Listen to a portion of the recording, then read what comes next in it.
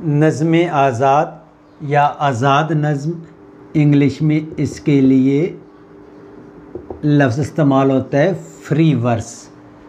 आज़ाद नज़्म के लिए ये भी अंग्रेज़ी सिन्फ़ अदब है, इंग्लिश लिटरेचर से उर्दू में ये वारिद हुई। नज़्म के मानी होते हैं पुराना, जिसमें काफ़िया, रदीफ़, बहरों की और औज़ान की जो है थी पाबंदी थी। वक्त बदलते हालात के साथ शोरा ने इससे जान छुड़ाई और एक आसानी की तरफ राग़िब हुई है। तो जब आसानी की तरफ हुई है, बहरों से, काफ़िया और मिसरों के बड़े छोटे होने की पहचान से आज़ादी हासिल की, तो आज़ाद नज़्म ने वजूद लिया। असल में कॉलरिज और वर्ड्सवर्थ और कॉलरिज ने नसर की बजाय साइंस को शायरी के मुकाबिल रखते हुए इसे मुतसादिम हरीफ कराना।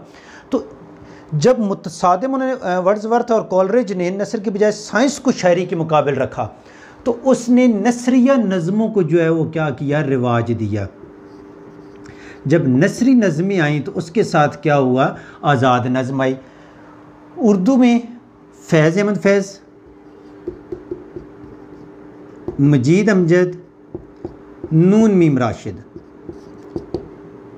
फैज़ के मुकाबले में मजीद अमजद और नून मीम राशिद ने आज़ाद नज़्म को जो है वो नुक्ता अरूज बख्शा, एक बुलंदी की सतह पे लेके गए।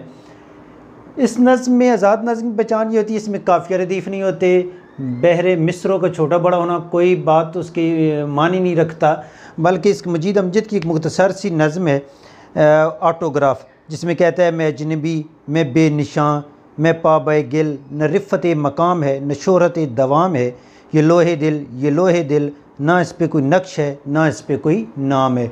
कोई काफ़िया नहीं है, कोई रदीफ़ नहीं है, लेकिन एक नज़्म, एक रिदम के तहत चलती है। अच्छा, आज़ाद नज़्म फ्री वर्स को अभी तक ये हमारे उर्दू अदब में ये चीज़ चल रही है।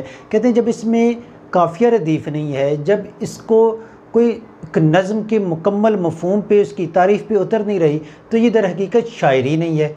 जबकि आज़ाद नज़्म लिखने वाले जो हैं वो इसे बाकायदा सिन्फ़ शायरी गर्दानते हैं, और अभी भी जो है इस पर लिखा जा रहा है, और शुरा क्या कर रहे हैं, लिख रहे हैं।